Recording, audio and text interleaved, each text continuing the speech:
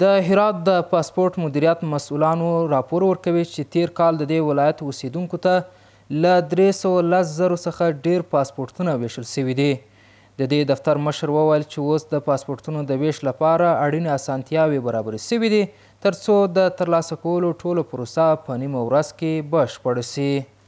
روان توزیع الحمدلله فعلا خوب به نرمال توزیع میشه. تقریبا کسانی که فعلا به هرات مراجعه کنن برای پاسپورت از صبح که بیا انشالله به 2 ساعت 3 ساعت مکمل کل یعنی بیف بایومتریک کنترل همه کارها اینا خلاص میشه تا به 2 ساعت 3 ساعت بیشتر طول نمیکشه انشالله روان.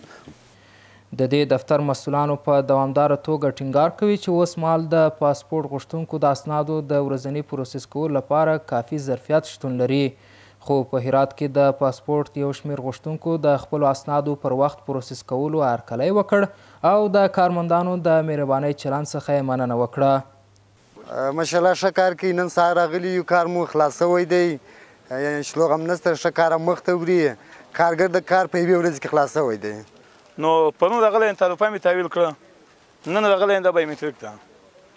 نو انشاءالله چې کار سم روان دی، ډېر سم روان دی. نو ما یو څه هغه بیت یې بولي هغه مې کړی دی، بایومتریک یې پاتې شوی دی، خلاصېږي اوس انشاءالله. ډېر خلک راضي هم دي. د هرات د والي ویان د ولایتي حکومت د هڅو په اړه هم خبرې وکړې چې په دې ولایت کې د پاسپورتونو د ترلاسه کولو لپاره ډېرې اسانتیاوې رامنځته کوي.